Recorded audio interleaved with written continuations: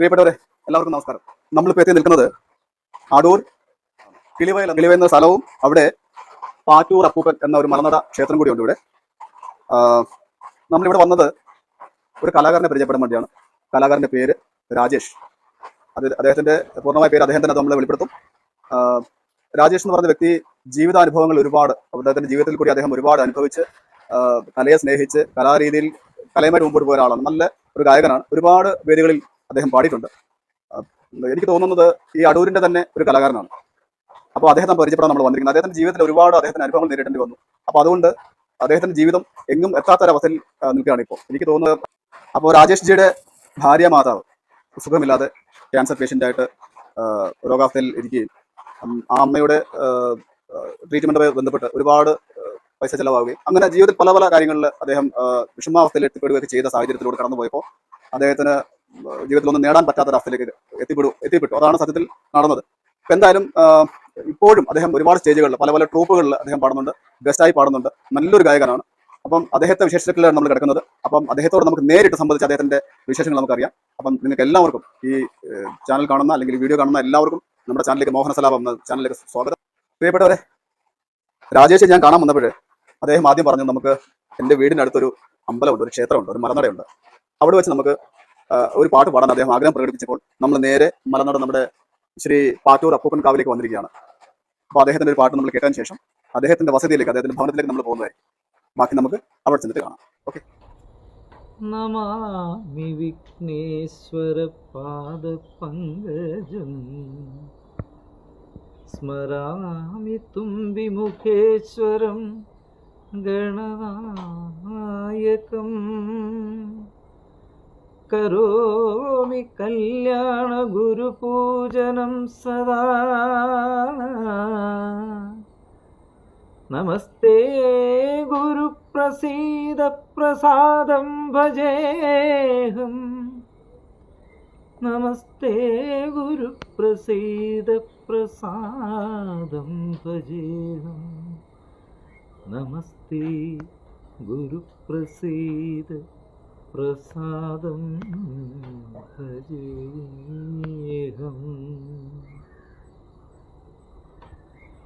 ഏറ്റുപറയുമ്പോൾ പാപങ്ങളൊക്കെയും മാറ്റുന്നൊരപ്പനല്ലേ എൻ്റെ ഏറ്റുമാനൂരപ്പനല്ലേ.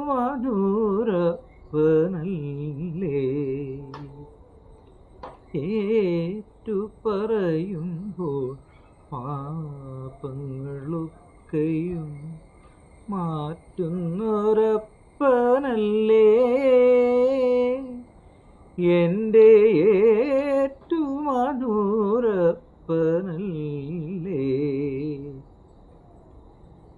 ഏഴര പൊന്നാന എഴുന്നള്ളത്തിൽ ദേവകൾ കൺപാർക്കും ആഘോഷത്തിൽ എന്നെയും കൂട്ടുകില്ലേ, എന്നെയും കൂട്ടുകില്ലേ. ഏറ്റുപറയുമ്പോൾ പാപങ്ങളൊക്കെയും മാറ്റുന്നൊരപ്പനല്ലേ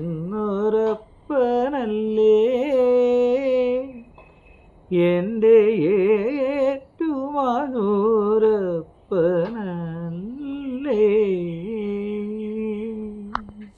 രാജേഷ് ജിയുടെ വീട്ടിലേക്കുള്ള യാത്രയാണ് നമ്മളെ. അദ്ദേഹത്തിന് ഒരു ഓട്ടോയുണ്ട്, ഓട്ടോറിക്ഷ. അപ്പം നമ്മൾ അതിലാണ് യാത്ര ചെയ്യുന്നത്. ഇതാണ് അദ്ദേഹത്തിൻ്റെ ഓട്ടോ.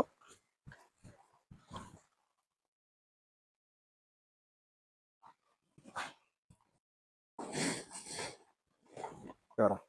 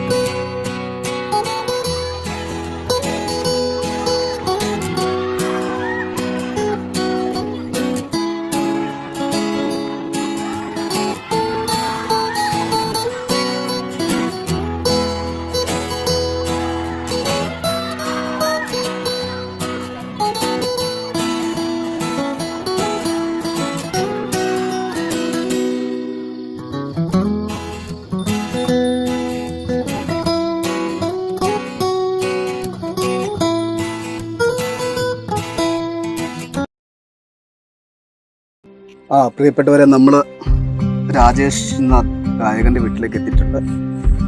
ജസ്റ്റ് വന്ന് ഇറങ്ങി നമ്മൾ പതിയെ അദ്ദേഹത്തിൻ്റെ വീട്ടിലേക്ക് പോവുകയാണ്.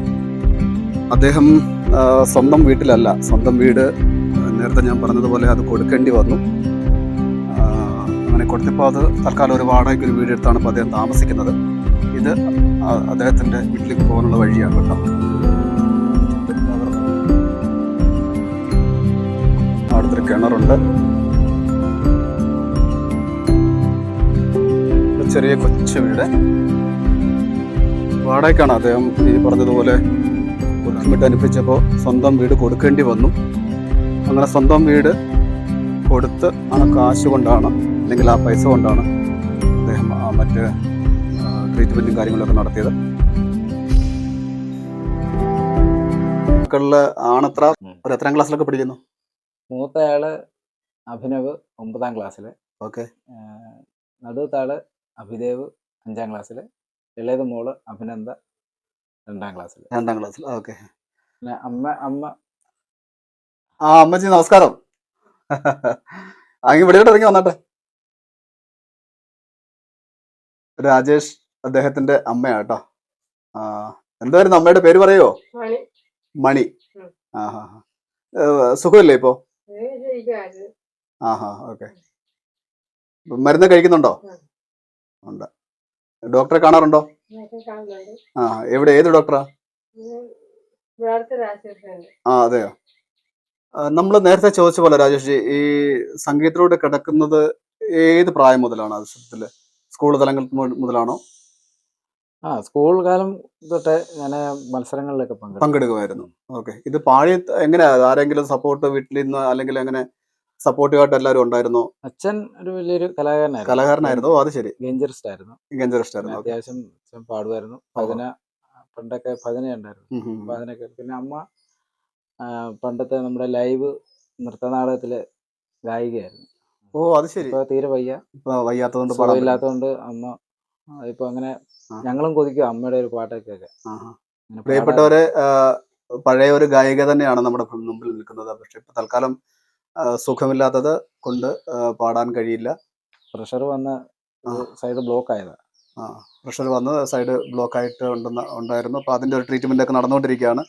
നടക്കാൻ ഒരല്പം ബുദ്ധിമുട്ടുണ്ട്. അപ്പം അങ്ങനെ ശാരീരിക ബുദ്ധിമുട്ട് അനുഭവിക്കുന്ന ഒരാൾ കൂടിയാണ് ഈ രാജേഷ്. അമ്മ ഇതിനു മുമ്പ് പാട്ട് പാടുകയും വേദികളിൽ പാടുകയൊക്കെ ചെയ്തിട്ടുണ്ട് ആ സമയത്ത്? ചെയ്തിട്ടുണ്ട്. അപ്പം പറഞ്ഞു കേട്ടിട്ടുണ്ട്. എന്നെയും കൊണ്ടുപോയായിരുന്നു. അത് ശരി. ആ സ്റ്റേജിലൊക്കെ എന്നെയും കൊണ്ടുപോയി.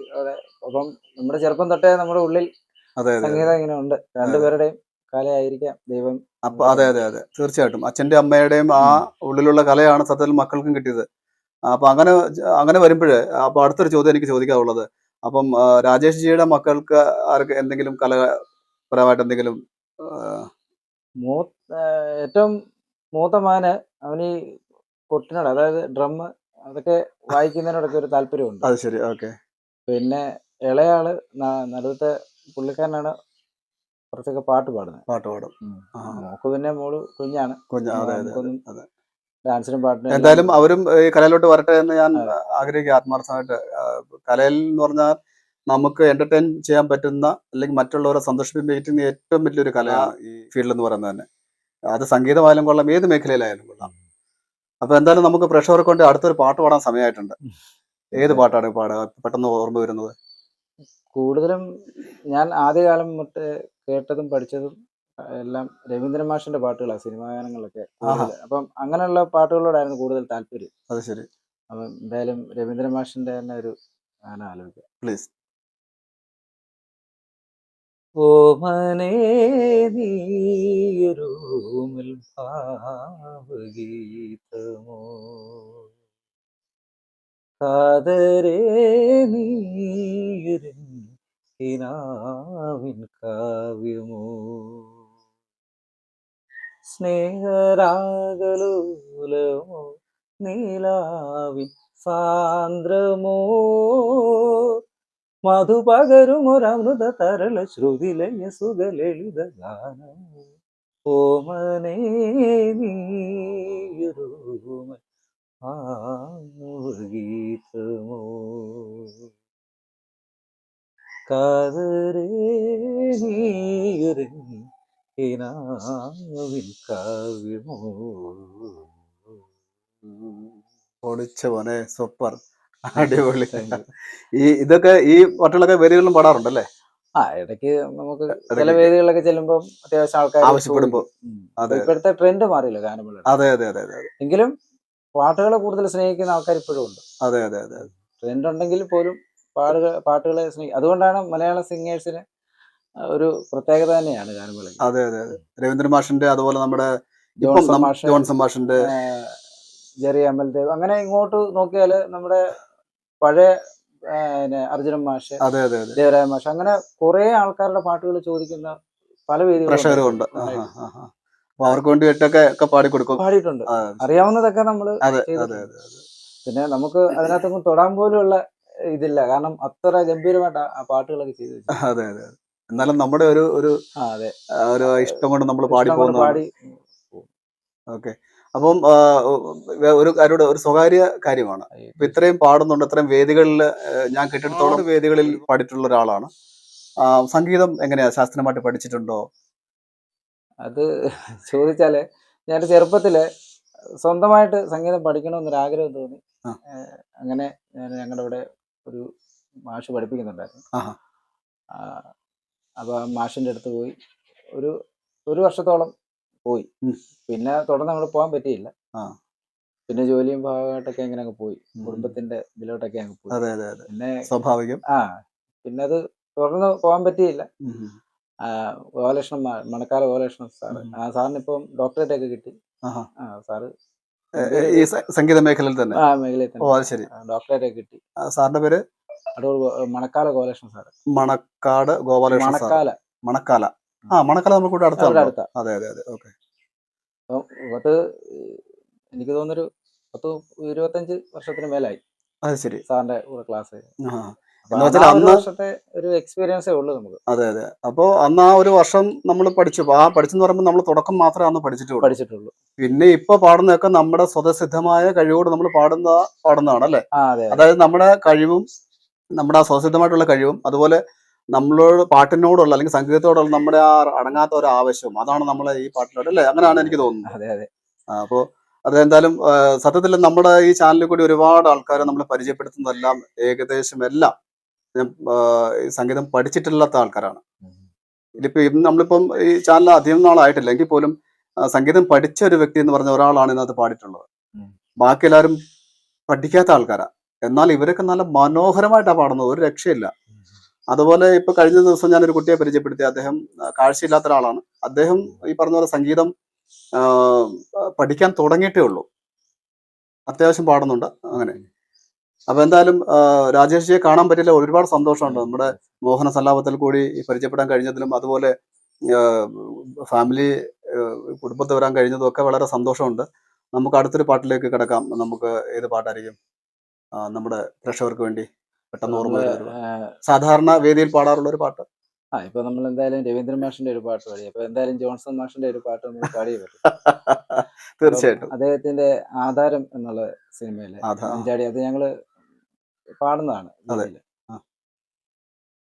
മഞ്ചാടി മണി കൊണ്ടു മാണിക്ക് കൂടം നിറഞ്ഞു, ഇല്ലാന പാടുന്ന വനമല കിളിയായി മനസ്സ്, തങ്ക മനസ്സ്, ആരതിപ്പൂത്തിങ്കൾ ദൂരെ തൊഴുതുണർന്നു, കുളിരാം കുന്നിലായി നിഴലൂന്നു വീണ വഴി നീളെ തുടിമഞ്ഞുതിർന്നു പോ, മഞ്ചാടി മണി കൊണ്ട് മാണിക്കൂടം നിറഞ്ഞു, ഇല്ലാന പാടുന്ന വനമല കിളിയായി മനസ്സ്. സൂപ്പർ, അടിപൊളി. ഈ ക്ലാസിക്കൽ, സെമി ക്ലാസിക്കൽ അങ്ങനെ എന്തെങ്കിലുമൊക്കെ ടച്ചിങ് ഉണ്ടോ? പാടാറുണ്ട്. ഓക്കെ. പ്രേക്ഷകർ ആവശ്യപ്പെടുന്ന അനുസരിച്ച് പാട്ടുകൾ, ഫാസ്റ്റ് സോങ് ഒക്കെ പാടാറുണ്ട്. എല്ലാം ഉണ്ട്. ഓക്കെ. നമുക്ക് പിന്നീട് ഒരു അവസരത്തിൽ എനിക്ക് തോന്നുന്നു 2-3 പാട്ടുകൾ ഇങ്ങനെ ഇതുപോലെ നമുക്ക് മൊത്തത്തിൽ മുഴുവനായി പാടി നമുക്ക് പ്രേക്ഷകർക്ക് വേണ്ടി റെക്കോർഡ് ചെയ്യാമെന്ന് വിചാരിക്കുന്നു. തൽക്കാലം ഇപ്പം നമ്മുടെ ഒരു ഇന്റർവ്യൂ വീഡിയോ ആയതുകൊണ്ട് നമുക്ക് പാട്ടിന്റെ 4 വരിയോ അല്ലെങ്കിൽ 8 വരിയോ ഒക്കെ അല്ലേ നമുക്ക് പാടാൻ പറ്റുള്ളൂ. അതെ. അല്ലെങ്കിൽ എന്താ പറയാ, ഇപ്പം പല്ലവിയോ അനുപല്ലവിയോ ഒക്കെ പാടി നമ്മൾ നിർത്തും, മൊത്തത്തിൽ പാടാനും കഴിയുന്നില്ല. അപ്പൊ എന്തായാലും നമുക്ക് അങ്ങനെ ഒരു വീഡിയോ കൂടി എടുക്കാമെന്ന് വിചാരിക്കുന്നു. അപ്പോ പിന്നെ ഓട്ടോ ഓടിച്ചിട്ടുള്ള വരുമാനത്തിലാണോ ഇപ്പൊ നിലവിൽ നമ്മുടെ കുടുംബം? ഇപ്പൊ ഓട്ടോറിക്ഷ ഓടുന്നില്ല. ഇപ്പൊ ഒരു 2 വർഷം കൊണ്ട് ഞാൻ സ്കൂൾ ബസ് ഓടുന്നുണ്ട്. സ്കൂൾ ബസ് ഓടുന്നുണ്ട്. ഓക്കെ. ട്രാവൻകൂർ എന്ന് പറയുന്ന പറന്തലുള്ളൊരു സ്കൂളാണ്. ഓ. അവിടെ ഇന്റർനാഷണൽ സ്കൂളാണ്. ഓക്കെ. ഏകദേശം ഒരു 13 വണ്ടിയോളം ഉണ്ട്. അതിലൊരു വണ്ടി വാഹനം നമ്മളാണ് ഓടിക്കുന്നത്. അത് ശരി. രാവിലെ 7 മണിയാകുമ്പോൾ നമ്മൾ ചെല്ലണം. 9 മണിയാകുമ്പോൾ രാവിലത്തെ കഴിയും. ഉച്ചയ്ക്ക് ശേഷം 3 മണിക്ക് ചെല്ലണം. 4 മണി 4:30 ആകുമ്പോഴത്തേക്ക് അത് കഴിയും. അപ്പൊ അത് അതിന് ഇടയ്ക്കുള്ള സമയങ്ങളിലൊക്കെ സ്റ്റാൻഡിൽ ഓട്ടോ ഓടും. പിന്നെ പ്രോഗ്രാം വരുമ്പോൾ സ്വാഭാവികമായിട്ടും നമ്മൾ മാറും. അപ്പം ഈ ബസ്സിലെ ഡ്രൈവിങ്ങും അതുപോലെ ഈ പ്രോഗ്രാം കൂടി നമുക്ക് അഡ്ജസ്റ്റ് ചെയ്യാൻ പറ്റുമോ? അതായത് സമയം കീപ്പ് ചെയ്യാൻ പറ്റുമോ? അത് കൂടുതലും നമുക്ക് വൈകുന്നേരങ്ങളിലായിരിക്കും ഒരുപക്ഷെ പ്രോഗ്രാം വരിക. എന്നാൽ പോലും ഇതുവരെ അങ്ങനെ ഒരു ബുദ്ധിമുട്ട് എനിക്ക് ഇതുവരെ ഉണ്ടായിട്ടില്ല. പ്രോഗ്രാമിന് പോകാൻ പറ്റുന്ന, പലപ്പോഴും നമുക്ക് ചെയ്യാൻ പറ്റാത്ത ദിവസം നമ്മൾ നേരത്തെ അവധി പറയുകയാണെങ്കിൽ വേറെ ആരെങ്കിലും അവരുടെ ഒരു അഡ്ജസ്റ്റ് ചെയ്യും. കാരണം അവിടെ മുടക്കാൻ പറ്റത്തില്ലല്ലോ. അതെ അതെ, അതുകൊണ്ടാണ് ഞാൻ ചോദിച്ചത്. അത് നേരത്തെ നമ്മൾ അറിയിക്കും. അതെ അതെ അതെ. അപ്പൊ അതുകൊണ്ട് അവർക്കും സന്തോഷമാണ് നമ്മൾ പ്രോഗ്രാമിന് പോകുന്നത്. തന്നെയല്ല ആ സ്കൂളിൽ നമ്മൾ പ്രോഗ്രാം ചെയ്തിട്ടുണ്ട്. അപ്പൊ ഇതിനിടയ്ക്ക് ഏതോ ഒരു ചാനലില് പാടാൻ പോയെന്നോ പ്രൈസ് കിട്ടിയെന്നോ ഒന്ന് പറഞ്ഞിരുന്നല്ലോ. അത് ഏത് ചാനലായിരുന്നു? അത് 2017. അത് ശരി. ഇടുക്കിയിലുള്ള ഇടുക്കി വിഷൻ എന്ന് പറഞ്ഞ അവിടുത്തെ ഒരു പ്രാദേശിക ചാനൽ. ഓക്കെ. അപ്പൊ അവിടെ ഒരു സംഗീത മത്സരം നടത്തി. അവർ 2-3 വർഷം നടത്തിയായിരുന്നു. പക്ഷെ അതൊക്കെ ജൂനിയർ ആയിരുന്നു. അപ്പം ഇത് അവര് വോയിസ് ഓഫ് ഇടുക്കി എന്നും സീസൺ 3 എന്നും പറഞ്ഞൊരു പ്രോഗ്രാം ആയിരുന്നു. ആരാണ് ഇടുക്കിയുടെ ശബ്ദം എന്നുള്ളതാണ്. അപ്പൊ അങ്ങനെ അതിനകത്ത് പങ്കെടുത്തു. അപ്പൊ എൻ്റെ ഒരു സുഹൃത്ത് വഴിയാണ് ഞാനവിടെ ചെല്ലുന്നത്. ശരവൺ എന്ന് പറയും. പുള്ളിക്കാരൻ അവിടെ തന്നെയാണ് താമസം, കട്ടപ്പനക്കാരൻ തന്നെ. അപ്പൊ അവിടെ ഞങ്ങളൊന്നിച്ച് ഗാനമേളയ്ക്ക് പോയി. അങ്ങനെ കണ്ട് പരിചയം. പുള്ളിക്കാരന് എന്നോട് താല്പര്യവും പാട്ടും ഒക്കെ ഇഷ്ടപ്പെട്ടു. അങ്ങനെ പുള്ളിക്കാരനും പങ്കെടുത്ത് എന്നെയും പങ്കെടുപ്പിച്ചു. അങ്ങനെ ഞങ്ങളവിടെ ചെന്നു. ഏകദേശം 1 വർഷത്തോളം ഉണ്ടായിരുന്നു. അത് ശരി. നമ്മുടെ ഐഡിയ സ്റ്റാർ സിംഗർ പോലെ തന്നെയായിരുന്നു. ഓരോ മാസം ഓരോ ഷൂട്ടായിരുന്നു. ഏതാണ്ട് 100 പേരിൽ ഞങ്ങളെ ഒരു 40 പേരെ ആദ്യം സെലക്ട് ചെയ്തു. പിന്നെ ഓരോ മാസവും ഓരോ ഷൂട്ട്. അങ്ങനെ ഞാൻ ഇവിടുന്ന് പോവായിരുന്നു. ചുരുക്കി പറഞ്ഞാൽ ലാസ്റ്റ് ഫൈനൽ ആയപ്പോഴത്തേക്ക് ഞങ്ങൾ ഒരു 6 പേര് അതിനകത്ത് മാത്രമായി. ദൈവാനുഗ്രഹത്താലൊക്കെ അതിന്റെ ഫൈനൽ വിന്നർ സാധിച്ചു. ഇത് എത്ര വർഷം മുമ്പാണ്? ഇത് 2018 ഫൈനൽ. 2018. ഓക്കെ. അന്ന് ഫൈനലിൽ പാടിയ പാട്ട് വല്ല ഓർമ്മയുണ്ടോ? ഫൈനലിൽ പാടിയ പാട്ട് നമ്മുടെ കമലതലത്തിലെ സുമുഹൂർത്ത എന്നുള്ള പാട്ടായിരുന്നു. ഈശ്വര, അതിന് 4 വരെ നമുക്ക് ആകാം പ്ലീസ്. തീർച്ചയായിട്ടും. സുമുഹൂർത്തമാ സ്വസ്തി സ്വസ്തി സ്വസ്തി, സൂര്യചന്ദ്രന്മാർക്കിരിപ്പിടമാകുമെൻ രാമസാമ്രാജ്യമേ,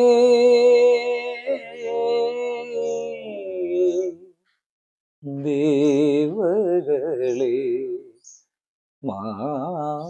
മാമുനിമാരെ, സ്നേഹതാരങ്ങളെ, സ്വപ്നങ്ങളെ, പൂക്കളെ, വീടയാകുന്നീളെ, സ്വസ്തി സ്വസ്തി സ്വസ്തി.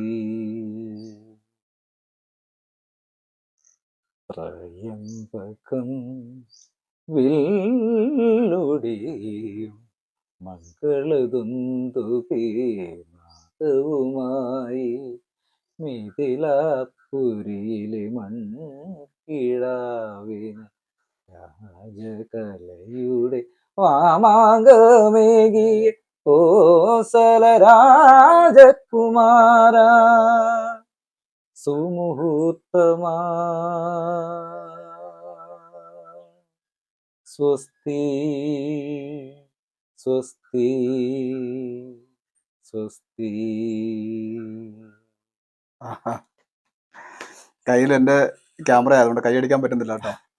ഒരുപാട് പിന്നെ സന്തോഷം. ചേട്ടായി ഒരു കാര്യം പറയാതിരിക്കാൻ പറ്റത്തില്ല. ആ.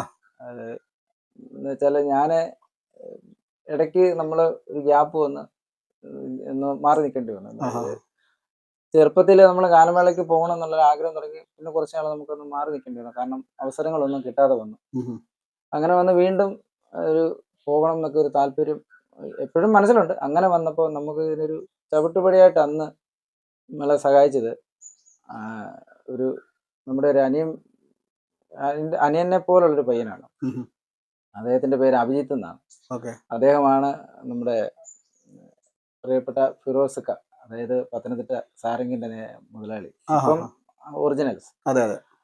അദ്ദേഹത്തിന്റെ ഒരു പ്രോഗ്രാമിന് എന്നെ സജസ്റ്റ് ചെയ്യും.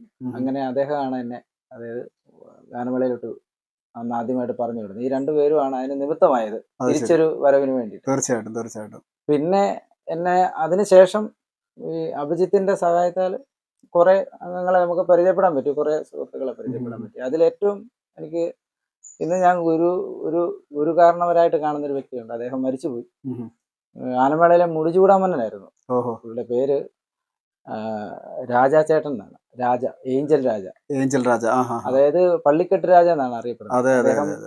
അദ്ദേഹത്തിന്റെ 2 വർഷം മുമ്പ് ഗാനമേള പാടിക്കൊണ്ടിരുന്ന വേദിയിൽ തന്നെയാണ് അദ്ദേഹം മരിച്ചത്. അത് കൊല്ലത്ത് വെച്ചായിരുന്നു. അദ്ദേഹത്തിനെയാണ് നമ്മൾ മൊത്തം സമർപ്പണം ഏൽപ്പിച്ചിരിക്കുന്നത്. അദ്ദേഹമാണ് എന്നെ ആദ്യമായിട്ട് കൈപിടിച്ച് വേദിയിലോട്ട് കയറ്റി പാടിക്കുന്നത്. സത്യം പറഞ്ഞാൽ ഇപ്പോഴും അദ്ദേഹത്തെ പറ്റി പറയുമ്പോൾ നമുക്കൊരു സന്തോഷമുണ്ട്, ദുഃഖമുണ്ട്. എന്തായാലും നമ്മുടെ ഈ ചാനലിൽ കൂടെ തന്നെ അങ്ങനെ ഒരു ഗുരുവിനെ കുറിച്ച്, അല്ലെങ്കിൽ ഗുരുവിൽ തുല്യനായി കരുതുന്ന ഒരു വ്യക്തിയെ കുറിച്ച് പറയാനും, അതുപോലെ നമ്മളെ ഒരുപാട് ചെയ്തിട്ടുള്ള ഫിറോസ്ക, അഭിജിത്ത്, ഈ പറഞ്ഞ ശരവണൻജി, അപ്പൊ അത് അവരൊക്കെ നമുക്ക് ഓർക്കാൻ കഴിഞ്ഞതിലും നമുക്കും. പുള്ളി അഭിജിത്ത് എന്ന് പറയുന്ന ആൾ ഇപ്പം പട്ടാളത്തിലാണ്. അത് ശരി. പുള്ളി സാരംഗിലായിരുന്നു.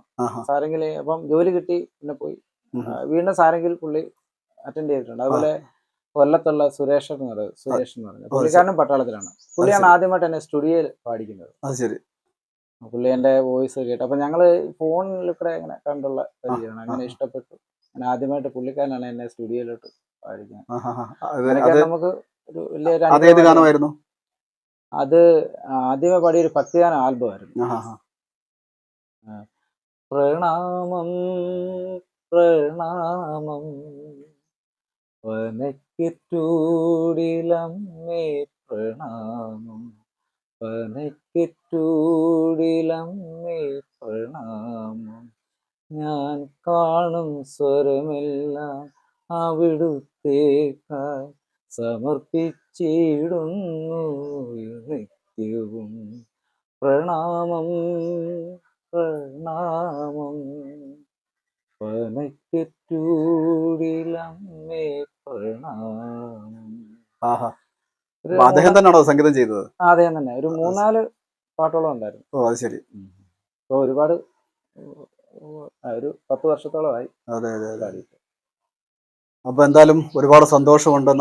ഞാൻ വീണ്ടും അത് എടുത്തു പറയാൻ കാര്യം, നമ്മുടെ സമൂഹത്തിൽ അധികം അറിയപ്പെടാത്തതും അല്ലെങ്കിൽ അറിയപ്പെടുന്നതുമായിട്ടുള്ള ആൾക്കാരെ നമ്മൾ നമ്മുടെ ചാനലിൽ കൂടി പരിചയപ്പെടുത്തുന്നത്. അതിൽ ഒരാളെന്ന നിലയിൽ രാജേഷ്ജിയെ കൂടെ നമുക്ക് ഇതിനകത്ത് പരിചയപ്പെടാൻ കഴിഞ്ഞതിൽ വളരെ വളരെ സന്തോഷമുണ്ട്. മോഹന സല്ലാപത്തിലൂടെ എല്ലാ ഭാവങ്ങളും നേരുകയാണ്. ഇനി മുമ്പോട്ട് പഴയതുപോലെ ഇടയ്ക്കൊരു ഗ്യാപ്പ് വന്നു. അപ്പോൾ ആ ഗ്യാപ്പ് പോലെ വീണ്ടും സജീവമായിട്ട് തന്നെ ഗാനമേളയിലായാലും മറ്റ് പ്രോഗ്രാമിലൊക്കെ പങ്കെടുക്കുകയും സജീവമായിട്ട് മുമ്പോട്ട് പോകട്ടെ എന്ന് ഈശ്വരനോട് നമ്മൾ പ്രാർത്ഥിക്കുകയാണ്, ആത്മാർത്ഥമായി പ്രാർത്ഥിക്കുന്നു. പിന്നെ ഒരു താങ്ക്സ് പറയാനുള്ളത്, ചേട്ടാ ഇവിടെ എത്തിച്ച, അതായത് എൻ്റെ മുമ്പിൽ ഇങ്ങനെ കൊണ്ടെത്തിച്ച എൻ്റെ പ്രിയപ്പെട്ട, എന്താ പറയുന്നത്, എൻ്റെ ഒരു അനിയൻ, പ്രിയപ്പെട്ട രഞ്ജിത്ത്. അദ്ദേഹത്തിനോട് എത്ര നന്ദി പറഞ്ഞാലും പറ്റത്തില്ല. കാരണം എൻ്റെ പാതയിൽ കൂടെ തന്നെ ഞാൻ കൊണ്ടുവന്ന ഏറ്റവും നിഷ്കളങ്കനായ ഒരു മനുഷ്യനാണ്. ഞാൻ കണ്ടതിൽ വെച്ച് ഏറ്റവും നിഷ്കളങ്കനായ ഒരു മനുഷ്യനാണ് രഞ്ജിത്ത്. അദ്ദേഹം ഞാൻ പറയുന്ന പാതയിൽ കൂടെ തന്നെ ഗാനമേള എന്ന് പറയുന്ന ചെറിയൊരു സിംഗറായിരുന്നു. അദ്ദേഹം വന്നിപ്പോൾ പറയുന്ന പോലെ മറ്റു പല സമിതികളിലൊക്കെ പോയി പാടുന്നുണ്ട്. വലിയ സന്തോഷം എനിക്ക്.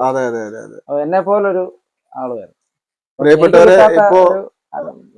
ഭാഗ്യമാണ് ഞാൻ പുള്ളിക്ക് കൊടുത്തത്. കാരണം നമ്മളൊരു അവസരങ്ങൾ തിരക്കി ഒരുപാട് അടുത്ത് പോയിട്ടുണ്ട്. പക്ഷെ പുള്ളിയെ ഞാൻ നേരിട്ട് ഇങ്ങനെ എത്തിക്കുകയാണ്. അതെ അതെ വലിയ സന്തോഷം. രഞ്ജിത്തിനും ആഹാ. Thank you. അതെ പിന്നെ ഇത് അറിഞ്ഞ ഉടനെ ഇവിടെ വന്ന എനിക്ക് വേണ്ടി ഇത്രയും ചെയ്ത പ്രിയപ്പെട്ട ചേട്ടനുള്ള നന്ദി ഞാൻ അറിയിക്കുക. അതെ അതെ ഇത് നമ്മുടെ ഒരു കട, ഞാൻ പറഞ്ഞില്ല, എന്റെ ഒരു കടമയായിട്ട് തന്നെയാണ് ഇത് കരുതുക. നമ്മൾ ഇതിനകത്തൊന്നും ഒരു ലാഭവും നമ്മൾ കരുതുന്നില്ല സത്യത്തില്. ഇപ്പൊ എന്നെ കുറെ ആൾക്കാർ വിളിച്ചിട്ട് ഞങ്ങളുടെ വീഡിയോ എടുക്കാമോ എന്നിങ്ങനെ ചോദിക്കുന്നുണ്ട്. ഇപ്പൊ എത്ര രൂപ പൈസ വേണം, എത്ര രൂപ വേണം എന്നോട് പലരും ചോദിച്ചിട്ടുണ്ട്. അപ്പൊ ഞാൻ പറഞ്ഞു എനിക്ക് 1 രൂപയും വേണ്ട. എനിക്ക് വേണ്ടത് നിങ്ങളുടെ വീഡിയോ ഞാൻ അപ്ലോഡ് ചെയ്യുമ്പോൾ നിങ്ങൾ അത് സബ്സ്ക്രൈബ് ചെയ്യുക, മറ്റുള്ളവർക്ക് നിങ്ങൾ ഷെയർ ചെയ്ത് കൊടുക്കുക. ഇതാണ് എൻ്റെ ഒരു ബെനിഫിറ്റ്. അത് ഈശ്വരൻ സാഹചര്യം മുമ്പോട്ട് പോകുമ്പം അപ്പോൾ അതുകൊണ്ട് എന്തെങ്കിലും ഒരു ഗുണം ഉണ്ടാവാം, സാധ്യതയുണ്ട്. ഇപ്പം നിലവിലൊന്നുമില്ല. പക്ഷെ നമ്മൾ ഇതിനുവേണ്ടി കഷ്ടപ്പെടാനും ഇത് എൻ്റെ ഒരു പാഷനായിട്ടും കലാകാരന്മാരെയും അതുപോലെ മറ്റ് വിശേഷപ്പെട്ട വീഡിയോകളും ഈ സംരംഭങ്ങളായാലും അല്ലെങ്കിൽ കലാപരമായി ബന്ധപ്പെട്ട മറ്റ് വീഡിയോകളൊക്കെ നമ്മൾ ഇതിനകത്ത് അപ്ലോഡ് ചെയ്യും. കൂടുതലും എൻ്റെ ഒരു എന്താ പറയണ്ട ഒരു ലക്ഷ്യം എന്ന് പറയുന്നത് കലാകാരന്മാരെ നമ്മൾ ഇതിനകത്ത് പരിചയപ്പെടുത്തുക എന്നുള്ളതാണ്. അപ്പോൾ അതിൽ ഈ പറഞ്ഞതുപോലെ രാജേഷ് ജിയും വന്നു പങ്കെടുത്തു. അത് സത്യത്തിൽ കൃതാർത്ഥൻ ഞാനാണ്. സത്യത്തിൽ വളരെ സന്തോഷം, ഒരുപാട് സന്തോഷമുണ്ട്. എന്റെ വിജയത്തിന്റെ പുറയില് ഒരാളുടെ നമ്മൾ എടുത്തു പറഞ്ഞേ പറ്റും. എന്റെ വൈഫ് ശാന്തി, പുള്ളിക്കാരി ഭയങ്കര സപ്പോർട്ടാണ് നമുക്ക് പ്രോഗ്രാമും പോകാനും എല്ലാം കൊണ്ടും വളരെയധികം സന്തോഷമാണ്. പുള്ളിക്കാരി നല്ല സപ്പോർട്ടുണ്ട്. 16 വർഷം കഴിഞ്ഞ് കല്യാണം കഴിഞ്ഞിട്ട് ഇത്രയും വർഷത്തിനിടയ്ക്ക് ഇന്ന് വരെ നമുക്ക് ഒരു കുറച്ച് പോലും പുള്ളിക്കാരി അതിനോടുള്ള ഒരു മാറിയിട്ടില്ല. അതായത് നമ്മൾ പോകണം, പ്രോത്സാഹനം എപ്പോഴും ഇന്നുമുണ്ട്. തീർച്ചയായിട്ടും അതങ്ങനെ നിലനിൽക്കട്ടെ. പിന്നെന്തായാലും ഒരു ഇത്രയും പരിമിതിക്കുള്ളിൽ നിന്നാണ് നമ്മളിപ്പോ ഈ വീഡിയോ എടുത്തത് തന്നെ. അപ്പൊ അവിടെ ചിലപ്പോ ഒരുപക്ഷെ പാട്ട് പാടുമ്പോൾ അവിടെ എന്തെങ്കിലും ഒരു പോരായ്മ ചിലപ്പോൾ ഒരുപക്ഷെ വരാം. കാണുമ്പോൾ ചില പ്രേക്ഷകർക്ക് തോന്നിയേക്കാം. എന്നാലും അത് ഒരു സാരമാക്കാതെ ഇദ്ദേഹത്തിനെ പ്രോത്സാഹിപ്പിക്കുക എന്ന് മാത്രമേ എനിക്ക് പറയാനുള്ളൂ. ഇപ്പൊ പാടിയ പാട്ടുകളെല്ലാം വളരെ ഗംഭീരമായിട്ട് തന്നെ പാടി. അപ്പം ഇനിയും ഇദ്ദേഹത്തിന് വേദികൾ കിട്ടട്ടെ. ഈ വീഡിയോ കാണുന്നവരോട് ഒരുപാട് ആൾക്കാർ താങ്കളെ സമീപിക്കാൻ ഇടയാകട്ടെ എന്ന് ആത്മാർത്ഥമായി പ്രാർത്ഥിക്കുകയാണ്. ഒപ്പം അമ്മയ്ക്കും സുഖമാവട്ടെ എത്രയും പെട്ടെന്ന്, കേട്ടോ. പ്രിയപ്പെട്ട രഞ്ജിത്ത്, നേരത്തെ നമ്മൾ പരിചയപ്പെടുത്തിയ ഒരു കലാകാരനാണ്. അദ്ദേഹം ആണ് എനിക്ക് ഇദ്ദേഹത്തിന്റെ നമ്പറും പേരും തന്നത്. അങ്ങനെയാണ് ഇദ്ദേഹത്തെ തേടി ഞാൻ ഇവിടെ എത്തിയത്. അപ്പോൾ അദ്ദേഹത്തിനും ഒരുപാട് സന്തോഷം. ചെയ്യാൻ തുടങ്ങിയപ്പോഴാണ് അദ്ദേഹം എന്നെ വേറൊരു കാര്യം ഓർമ്മിപ്പിച്ചത്. ഇദ്ദേഹത്തിന് കിട്ടിയ പുരസ്കാരങ്ങൾ, മൊമെന്റോസ് എല്ലാം ഇവിടെ തന്നെയുണ്ട്. ഇത് ഇദ്ദേഹത്തിന് ആദ്യം കിട്ടിയ ഫസ്റ്റ് പ്രൈസിന് കിട്ടിയ 30,000 രൂപ ചെക്ക് ലീഫാണ് ഈ കാണുന്നത്, അല്ലേ? അതിന്റെ ഫ്ലെക്സ് സ്റ്റഡീസിന്റെ ഒരു ഭാഗമാണ് ഈ കാണുന്നത്. അതുപോലെ ഇദ്ദേഹത്തിന് കിട്ടിയ മൊമെന്റോസ് ആണ് ഇരിക്കുന്നത്. ഇത് സത്യത്തിൽ എത്ര എണ്ണം ഉണ്ടെന്ന് എനിക്ക് തന്നെ തിട്ടമില്ല, എണ്ണാൻ കഴിയുന്നില്ല, അത്രത്തോളം ഉണ്ട്. ഇതൊക്കെ എവിടെ കിട്ടിയതാണെന്ന് പറയാമോ രാജേഷ് ജി? ഇതാണ് നമുക്ക് വോയിസ് ഓഫ് ഇടുക്കി വിന്നറായിട്ട് കിട്ടുന്നത്. വോയിസ് ഓഫ് ഇടുക്കി വിന്നറായിട്ട് കിട്ടിയത്, അല്ലേ? ഇത് പിന്നെ സ്കൂളിൽ നിന്ന് കിട്ടിയ സർട്ടിഫിക്കറ്റ്. ഇത് സ്കൂളിൽ നിന്ന് കിട്ടിയാണ്. ഇത് സായുടെ. ഓക്കെ. ഇത് ആൽബം ചെയ്തതിന്റെ. ഓക്കെ. ഇത് CPIയുടെ ഒരു ആദരവാണ്. ഓക്കെ. ഇത് ഞങ്ങളുടെ ഇവിടുത്തെ ഓണം പ്രോഗ്രാമിന് അവിടുന്ന് ക്ലബ്ബ് തന്നത്. ഇതും ഞാൻ കല്ലേലി അമ്പലത്തിൽ നിന്ന്. ഓ, അത് ശരി. കല്ലേലി അമ്പലത്തിൽ നിന്ന് കിട്ടിയതാണോ അത്? ഇത് വോയിസ് ഓഫ് ഇടുക്കിയുടെ സർട്ടിഫിക്കറ്റ് ആണ്. ഓക്കെ. ഇതെല്ലാം പല സ്ഥലങ്ങളിൽ നിന്ന് കിട്ടിയ ആദരവുകൾ. ഓക്കെ. കാഫിന്റെ ആദരവാണ്. ഓ, കാഫ്. ഓക്കെ. കാഫ് സംഘടനയിൽ നമ്മൾ കുറെ ഓക്കെ. അപ്പൊ ഒരുപാട് സന്തോഷം. ഇനിയും വേറെ ഇതിപ്പോ ടേബിളിന്റെ പുറത്ത് വെക്കാൻ പറ്റുന്നില്ല, അത്രത്തോളം മൊമെന്റോസ് ഉണ്ട്. ഒരുപാട് സന്തോഷം കേട്ടോ, ഒരുപാട് സന്തോഷത്തിൽ കാണുമ്പോൾ. എന്തായാലും ഈ കലാകാരനെ ദൈവം അനുഗ്രഹിക്കട്ടെ. അതുപോലെ കാണുന്ന പ്രേക്ഷകരിൽ ഇദ്ദേഹത്തെ സഹായിക്കാൻ പറ്റുന്ന പ്രേക്ഷകരുണ്ടെങ്കിൽ തീർച്ചയായിട്ടും അദ്ദേഹത്തിന്റെ നമ്പർ നമ്മൾ നമ്മുടെ കമന്റ് ബോക്സിൽ കൊടുത്തേക്കാം. തീർച്ചയായിട്ടും അദ്ദേഹത്തിന് ഒരു വേദി ഒരുക്കി കൊടുക്കുക എന്നൊരു അഭ്യർത്ഥനയുമായി നമ്മൾ വീണ്ടും വൈൻഡപ്പ് ചെയ്യുകയാണ്. ഒരു പ്രാവശ്യം വൈൻഡപ്പ് ചെയ്തു, വീണ്ടും വൈൻഡപ്പ് ചെയ്യുകയാണ്. അപ്പോൾ എല്ലാവർക്കും നന്ദി, സന്തോഷം. Thank you.